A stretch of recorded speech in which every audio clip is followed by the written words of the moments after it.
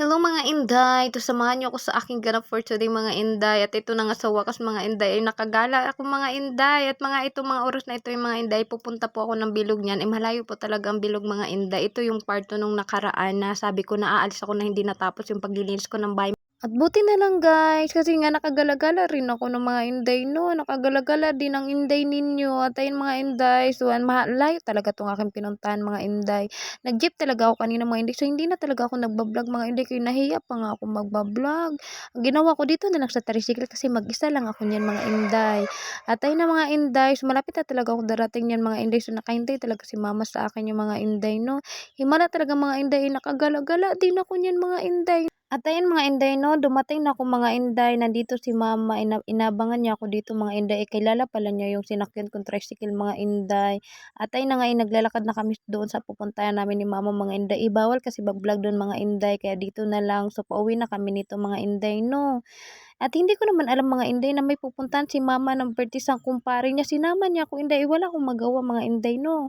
Kaya sumama na lang ako, hindi rin yan papayag si mama pag hindi rin ako sumama mga inday. Ayun nga, napakainit dito mga inday. Tingnan mo yung mga mangga dito mga inday. Puro talaga may mga bunga. At ayun na nga, so nag-vlog-vlog lang ako dito mga inday, no.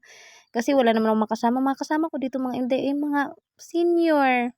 At ayun mga inday, sabi ko, sige na nga, sasama na nga ako. Kakain, wala namang kilala sa akin doon. Makikain na lang ako mga inday. O, diba, ipiplex ko yung birthday niyan mga inday. Magwa 1 years old na yung baby. Hindi na ako nahiyahiya niyan mga inday, no. Kasi gutom na talaga ako mga inday. Wala pa akong almusal niyan mga inday. Kaya kumain na ako niyan mga inday, no. Hindi naman halata na gutom ako niyan mga inday, no. Tara, kain tayo mga inday. At ayun na nga, so inayos ko muna aking kamera. Hindi naman halatang gutom ako niyan, no. Puno talaga ang aking plato mga inday. Busog na talaga ako niyan mga inday, pero pinilit ko lang talaga ubusin kasi nakakahiya pag hindi ko inubos yung pagkain na yan. Baka sabihin na lang, grabe naman itong babae na to, hindi man lang inubos yung kinakain niya, char. At ayun mga inday, so iniisip-isip ko na talaga niya na makiuwi na ako kay mama kasi nga may means ako niyan. Naku, hindi ako nakanapkin yan. Kaya sabi ko kay mama, makiuwi talaga ako pagkatapos ko dito kumain.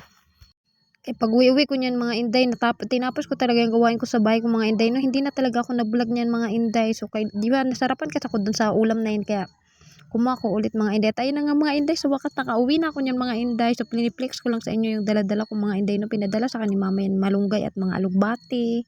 Tapos may kasamang jaro yan sa mga inday. At ayan nga nakita ni mama yung kakilala niya. So sumakay na kami niyan mga inday. So nakalibre na naman kami sasakay mga inday. So ako muna una uuwi niyan mga inday kasi mamaya pa uwi si mama kasi may hinintay kasi si mama diyan mga inday. Kaya ako muna una uuwi niyan, kaya ayun mga inday, so hanggang dito na lang aking video mga inday, no. Salamat sa panonood. At naway paki-comment na lang sa baba. Bye!